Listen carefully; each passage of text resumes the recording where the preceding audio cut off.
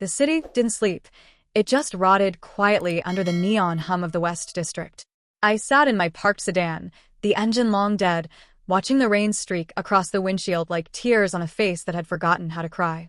My life was measured in these moments, the stillness before the breach, the metallic taste of adrenaline, and the pervasive scent of stale coffee that seemed to have seeped into my very pores. I've always preferred the shadows. They don't ask questions, and they don't expect you to smile. People think the gray zone is about excitement, but it's mostly about endurance.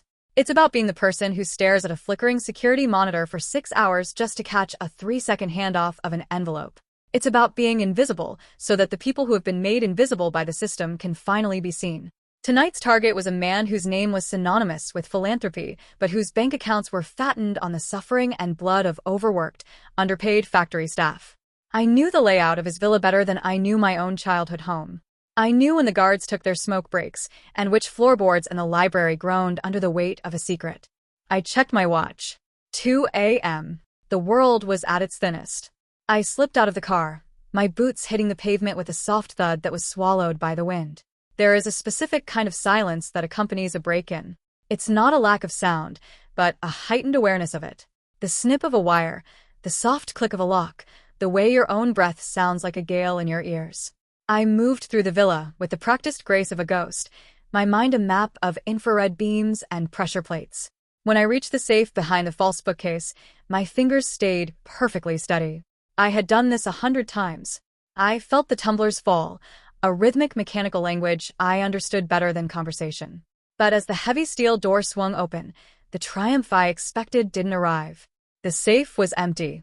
Not just empty, it looked cleaned, polished. And that's when I smelled it. It wasn't the scent of old paper or cold metal. It was a faint, defiant hint of citrus and expensive rain jacket. I spun around, my hand reaching for the tactical light at my belt, but I froze. Near the window, framed by the pale moonlight filtering through the curtains, stood a silhouette. She was leaning against the desk, a sleek black briefcase gripped in her left hand. She didn't look like a guard, and she certainly didn't look like the billionaire. She looked like me, but sharper, more vibrant, and far more composed than anyone caught in the middle of a felony should be. She didn't move. She just watched me with eyes that seemed to catch every stray photon in the room. In that moment, the air between us turned sharp and taut, thick with the unspoken recognition of two seasoned operatives sizing each other up. I realized in an instant that I was not the only hunter in this house, and the truth shot through me with a jolt I hadn't felt in years. Pure, unfiltered professional rivalry. The silence in the room wasn't empty, it was heavy with the weight of two predators measuring each other. The woman, Emily, didn't look like the corporate cleaners I'd encountered before. They usually wore tactical gear and carried a cold, bureaucratic indifference. She wore a dark, fitted windbreaker and cargo pants that looked worn at the knees. Her hair was pulled back into a tight, practical bun, but a few loose strands framed a face that radiated a sharp, restless intelligence. "You're late," she said. Her voice was low, a controlled alto that carried a hint of a rasp. It wasn't the voice of someone afraid of being caught. It was the voice of someone who owned the room. I felt my jaw tighten. My hand hovered near my belt, my fingers itching for the weight of my flashlight, or perhaps just something to ground me. "And you're my way. Put the case back. That evidence belongs to the people who actually suffered under this man." A faint, mocking smile touched her lips. "The people? You sound like a recruitment poster for a Justice League that doesn't exist. You're probably here to flip those documents to the highest bidder. I know your type. You're a broker. You find the dirt. You sell the shovel." The accusation stung more than I cared to admit. I had spent years in the dirt, often alone, often hungry, just to ensure that men like the one who owned this villa couldn't sleep soundly. To be dismissed as a common mercenary by someone who looked like she'd just stepped out of a high-end tech lab was infuriating. "I don't sell out," I hissed, taking a step forward. "I expose. Now, hand it over before I make enough noise to bring every guard in the West District down on us." "You wouldn't," she countered, her eyes never leaving mine. "You're too professional for a loud exit. But you're also too slow. I was here 10 minutes ago. I've already mapped your entry point. The loose grate in the cellar? Amateurish. You're lucky I didn't reset the pressure plates behind you." The insult hit its mark. I pride myself on my invisibility. To have my amateurish entry pointed out by a stranger, holding the prize I'd hunted for months, was a new kind of humiliation. I opened my mouth to retort, to tell her that my amateur methods had brought down 3 council members in the last year, but the air in the room suddenly changed. A low, rhythmic thrumming hummed to life, not through the air, but as a bone-deep vibration through the floorboards. The silent alarm had tripped. Her expression shifted instantly. The mockery vanished, replaced by a cold, calculating focus. She didn't look at me. She looked at the door, then at the window. We have 90 seconds before the kinetic locks engage. If we're not out by then, this room becomes a steel cage. We, I echoed, my voice dripping with skepticism. There is no we. Give me the case, and I'll find my own way out. She didn't even dignify that with an answer. Instead, she grabbed my forearm. Her grip was surprisingly strong, her palm calloused in a way that spoke of hard work, not just gym sessions. Shut up and move. Unless you want to spend the next 20 years in a private black site prison. The villa had transformed from a static obstacle into a living trap. We moved through the darkened hallways not as 2 people, but as a single, jagged shadow.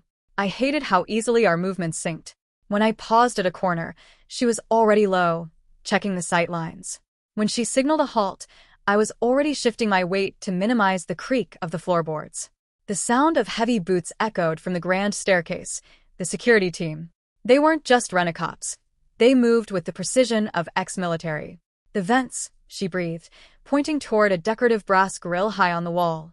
I don't fit in those, I whispered back, my heart hammering against my ribs. And neither do you with that case. She didn't argue. She simply stepped into my laced fingers, allowing me to boost her up. It was a moment of pure, instinctive cooperation. For those few seconds, the suspicion of who she was, or what she wanted, didn't matter. There was only the solidity of her weight and the shared necessity of survival. She reached down, her fingers locking around my wrists with a strength that felt like an anchor, and hauled me up into the narrow, dusty dark of the ventilation shaft. We crawled in silence, the air smelling of filtered dust and old insulation. I could hear her breathing ahead of me, steady, rhythmic, purposeful. It was a grounding sound in the midst of the chaos.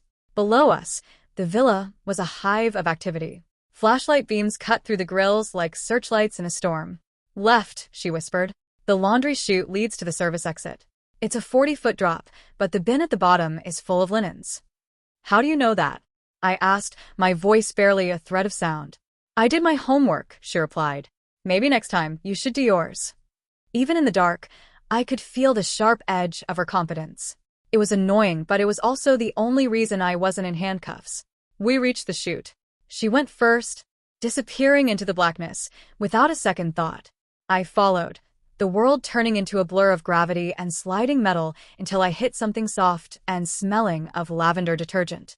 We tumbled out of the bin and into the cool night air of the alleyway. We didn't stop to catch our breath. We ran until the neon lights of the city center blurred into a smear of color, until my lungs burned and the adrenaline began to ebb, leaving behind a cold, shaky hollow. We stopped under a rusted overpass, the rain finally beginning to let up. She leaned against a concrete pillar, the black briefcase still tucked firmly under her arm. She looked at me, her face smeared with soot and her hair coming undone, and for the first time, she didn't look like a rival. She looked like a survivor. The tension between us returned as soon as the immediate danger passed. I wiped a smudge of grease from my cheek, my eyes fixed on the briefcase. The case, I said, my voice regaining its sharp edge. Hand it over.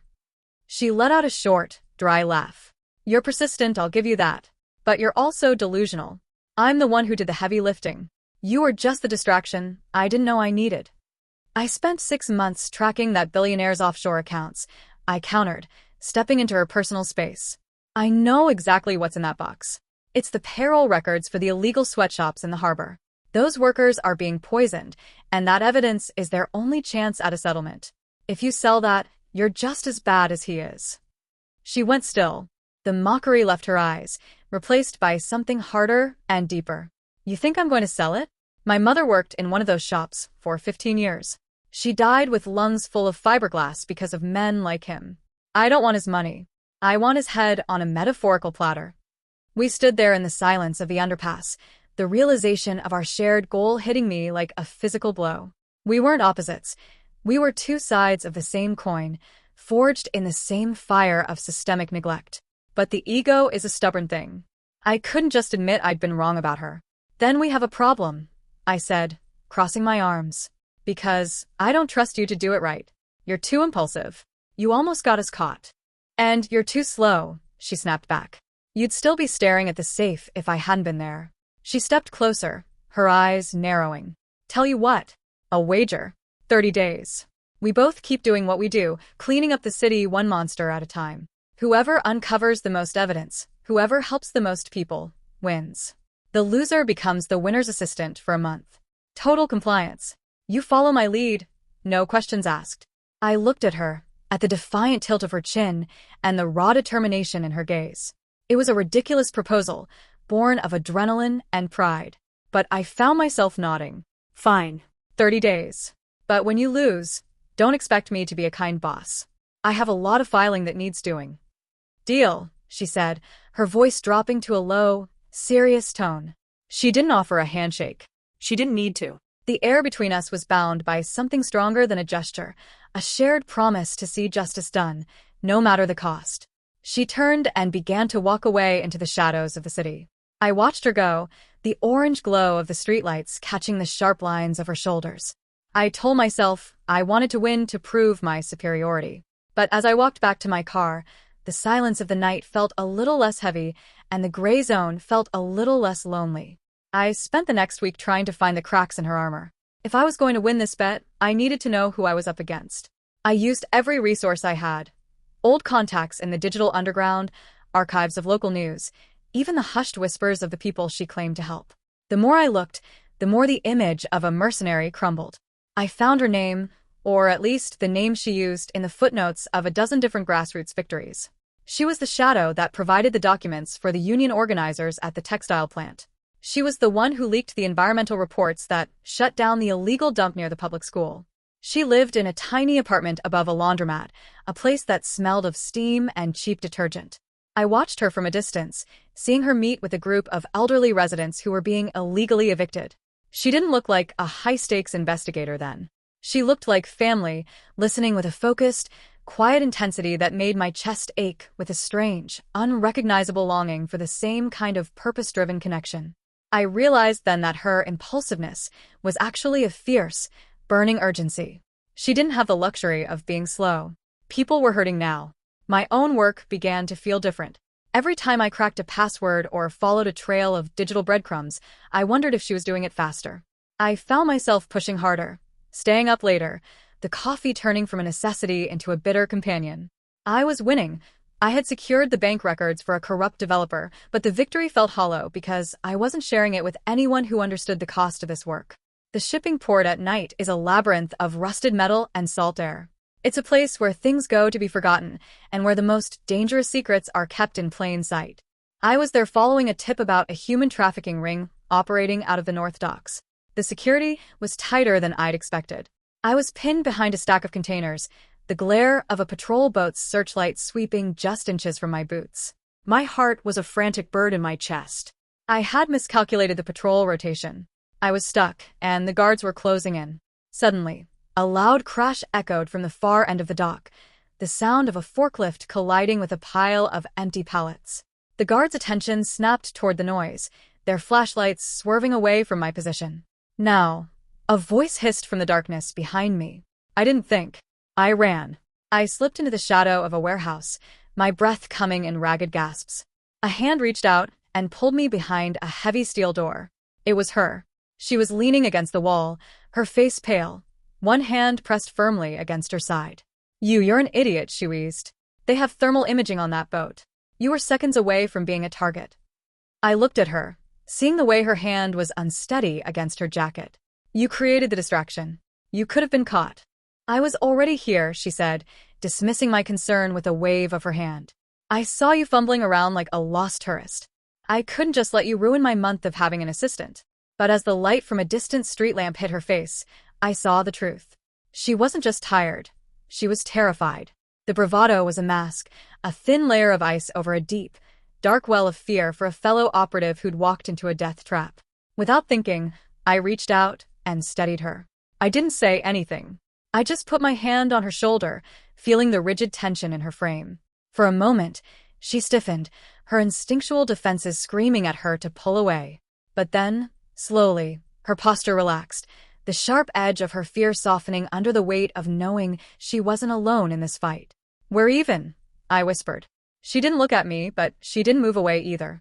"No," she said, her voice regaining a sliver of its usual grit. "You still owe me that month." The final week of our wager centered on Senator Vance, a man whose public image was a masterpiece of manufactured integrity. In reality, he was the glue holding together a network of graft that bled the city's social services dry. I was obsessed. I had found a lead on a physical ledger he kept, a low-tech solution to a high-tech world of surveillance. If I could get that ledger, the wager was mine. I would win, and I would finally prove that my way, the careful, methodical way, was the only way that mattered. I ignored the warnings. I ignored the fact that the security around his private residence seemed almost too easy to bypass. I ignored the way the air felt too still as I slipped through the garden gate. I was halfway through the senator's study, my hand reaching for the safe hidden behind a portrait of his family values, when the lights slammed on. It wasn't the police. It was a private security firm, the kind that didn't bother with Miranda rights. There were 6 of them, all armed, all wearing the blank, bored expressions of professional killers. "Miss Harp, I presume," a voice said over the intercom. "The senator was so hoping you'd show up. You've been such a nuisance to our associates." I looked around the room. There were no windows, only reinforced steel doors that had just hissed shut. I was trapped in a soundproof box, and for the first time in my life, I felt the cold, suffocating weight of true hopelessness. I thought of my parents, of the people I'd tried to help, and then, inexplicably, I thought of Emily. I thought of her sharp, mocking wit and the way she'd pulled me out of the line of fire at the docks. I realized then that I didn't want to die alone in a room that smelled like expensive mahogany and betrayal. The minutes crawled by like insects. The guards didn't move. They just waited for their orders. I sat on the floor, my back against the senator's desk, watching the red light of the security camera. It felt like a countdown. I found myself thinking about the gray zone differently. It wasn't a place of independence. It was a place of isolation. I had spent so long pushing people away, convincing myself that I was stronger alone, that I had built my own prison long before I walked into this room. The sirens began in the distance, a faint, rising wail. But they weren't coming for me. They were a diversion. A muffled thump sounded from above, followed by the hiss of non-lethal sleeping gas. The guards at the door suddenly slumped, their weapons clattering to the floor. The vents in the ceiling began to pour out a thick, white mist. I scrambled to my feet, covering my face with my sleeve. The door's electronic lock began to spark, the red light turning a frantic, flickering green. The heavy steel door swung open, and through the haze, I saw a familiar silhouette. She didn't say a word. She just stepped into the room, a gas mask covering the lower half of her face, and held out a hand. I took it. Her grip was cold, but it felt like the only solid thing in a world that was dissolving into smoke. She led me through the mansion with a terrifying, mechanical efficiency. We didn't take the stairs. We used a pre-rigged rappelling line she'd dropped from the balcony. As we hit the ground and vanished into the tree line, the first of the police cars screeched into the driveway. She had timed it perfectly. The police would find the unconscious guards, the illegal ledger she'd already planted on the desk, and a senator with a lot of explaining to do. We didn't stop until we were miles away, tucked into the back of a nondescript van parked in a locked warehouse district. The silence inside the van was thick with the smell of ozone and sweat. Emily pulled off her mask, her face flushed and her eyes wide with a mixture of anger and relief. She didn't look at me. She just stared at the floor of the van. "You knew," I said, my voice shaking. "You knew it was a trap." "I've been following you for 3 days," she said, her voice brittle. "I saw the senator's men setting it up. I knew you'd go in anyway because you're too stubborn to see when you're being played." "Then, why didn't you stop me?" I demanded, the fear turning into a sharp, defensive anger. She finally looked at me, and the intensity of her gaze made me flinch. "Because you wouldn't have listened. You would have thought I was just trying to win the bet. I had to let you go in, so I could be the one to get you out. I spent 48 hours mapping that house, bribing a maintenance tech for the security codes, and setting up the diversion with a local precinct." She leaned back against the wall of the van, her shoulders sagging. "The bet is over, Harp. I don't want an assistant. I don't want to win. I just don't want to be the only one left doing this work. I don't want to watch another person who cares about justice get swallowed by this city. The honesty of it stripped me bare.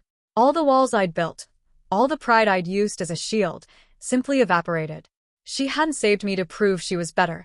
She'd saved me because she saw in me the same drive, the same pain, the same refusal to let the world break the people who couldn't fight for themselves. "I'm sorry," I whispered. It was the hardest thing I'd ever said. She didn't respond at first. Then, she reached out and briefly, firmly squeezed my hand. It was a silent pact. The rivalry was dead. In its place was a bond forged in fire. A partnership, a sisterhood, a promise to stand back to back against every monster the world threw at them. The following week wasn't about investigation. It was about recovery. We stayed in a safe house, a small, drafty cabin on the edge of the city limits. I had a bruised rib and a concussion. Emily had a deep gash on her leg from a fence she'd climbed during the escape. We moved around each other with a new, quiet rhythm. There were no insults, no sarcastic barbs. When I couldn't reach the bandage on my back, she was there with the medical kit, her touch steady and clinical. When she woke up from a nightmare about her mother, I was there with a cup of hot tea, sitting in the silence with her until the sun came up. No words needed. We talked, but not about the work. We talked about the things we'd lost. She told me about the smell of the textile mill and the way her mother's hands always felt like sandpaper, worn thin from years of repetitive labor. I told her about the day I realized the law didn't care about people like us, and how I decided to stop asking for permission to seek justice. In those long, quiet hours, I realized that girls help girls wasn't just a slogan. It was a survival strategy. It was the understanding that in a world designed to keep us apart and keep us small, our only true power lay in the way we held each other up. By the time we returned to the city, we were no longer two separate entities. We were a team. We combined our files, our contacts, and our methods. My cold, digital precision met her raw, urgent passion, and the result was something the corrupt elites of the city weren't prepared for. Our final mission wasn't a break-in. It was a full-scale exposure broadcast. We didn't just find evidence of Senator Vance's crimes. We uncovered the entire web of corruption. The developers, the corrupt police captains, the corporate donors who'd been profiting off the city's most vulnerable for decades. We worked in a fever of productivity. I spent 18 hours a day at the monitors, my fingers flying across the keys, while Emily navigated the physical world, gathering the final pieces of the puzzle and coordinating with grassroots organizers to ensure the evidence landed where it would do the most good. We didn't need to speak to know what the other was doing. A look, a nod, a shared cup of cold coffee was enough. On the night of the release, we sat in a darkened basement, watching as the data began to flood the public servers, local news outlets, and union headquarters across the state. We didn't wait for the thank yous. We didn't wait for the headlines. We just watched as the pillars of corruption began to crumble one by one from a safe distance. "We did it," she said, her voice soft with disbelief. "No," I replied, looking at her. "You did it. I just helped." She smiled, a real, genuine smile that reached her eyes. "Shut up, Harp. We're partners. Equal. Always." The aftermath was a whirlwind of legal proceedings and public outrage. The senator was indicted, the sweatshops were raided and shut down, the human trafficking ring at the docks was dismantled, and for a brief moment, the city felt like it was breathing a little easier. We stood on the roof of our new office, a converted warehouse in a neighborhood that needed us most. We had used the remainder of the billionaire's seized donated funds to set up a formal advocacy and investigation agency. No more shadows. No more gray zone. We were going to do this the right way, amplifying the voices of the voiceless, fighting for justice one case at a time. "Are you sure about this?" I asked, looking at the sign we'd just hung. "The Architects of Justice." Emily leaned against the railing, the wind ruffling her hair. "I've never been sure of anything else in my life. Except for this. Except for us as a team." I looked out at the city, the lights flickering like a promise. I thought about the girl who had sat in her car alone, drinking stale coffee and waiting for a chance to be invisible. She was gone. In her place was someone who knew that the greatest strength wasn't in being unseen, but in being seen and backed up by someone who shared your fight. We packed the last of our gear into the back of an old, reliable SUV. We were leaving for a new city, a place where the work was just beginning, where vulnerable people needed someone to fight for them. The drive was long, the road stretching out ahead of us like a blank page. Emily sat in the passenger seat, her feet up on the dashboard, humming a song I didn't recognize. She looked at peace. I gripped the steering wheel, a sense of profound calm settling over me. The gray zone was behind us. The rivalry was a distant memory. Ahead of us was a future built on the foundation of a friendship that had been tested by fire and come out stronger. As the sun began to set, casting a long, golden glow across the highway, Emily reached over and rested her hand on my shoulder for a moment. A silent acknowledgement of the road we'd traveled and the road yet to come. "Ready?" she asked. I looked at her, my partner, my sister, my best friend. Ready. We drove into the light, two women who had found their power not in the shadows, but in each other. Girls help girls, not just as a choice, but as a way of being. And as the city faded into the rearview mirror, I knew that as long as we stood together, the world would never be quite as dark again.